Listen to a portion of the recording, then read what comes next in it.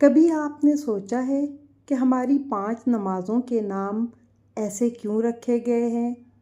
فجر، ظہر، عصر، مغرب، عشاء۔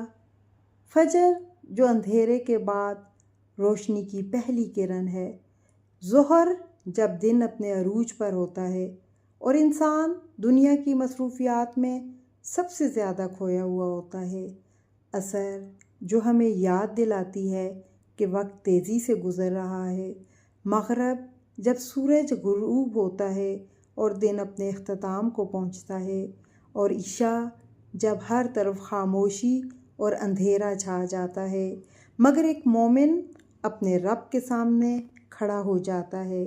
یہ صرف نمازوں کے نام نہیں، یہ ہماری زندگی کے 5 لمحے ہیں جو ہمیں دن میں 5 بار دنیا سے نکال کر اپنے رب کے قریب لے جاتے ہیں۔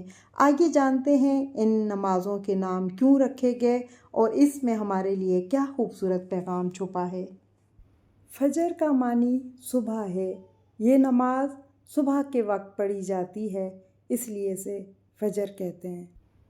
ظہر کا ایک معنی ہے ظہیرہ یعنی دوپہر۔ یہ نماز دوپہر کو پڑھی جاتی ہے، اس لیے اسے ظہر کہتے ہیں۔ عصر کا معنی دن کا آخری حصہ۔ یہ نماز اسی وقت ادا کی جاتی ہے، اس لیے عصر کہتے ہیں۔ مغرب کا معنی سورج غروب ہونے کا وقت ہے۔ یہ نماز سورج غروب ہونے کے بعد ادا کی جاتی ہے، اس لیے اسے مغرب کہتے ہیں۔ عشاء کے لغوی معنی ہے رات کی ابتدائی تاریکی۔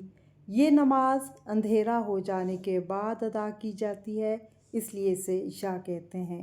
مزید ان نمازوں کے اوقات اور ان کے معنی کو ہم بہت تفصیل کے ساتھ اگلے لیسن میں کریں گے۔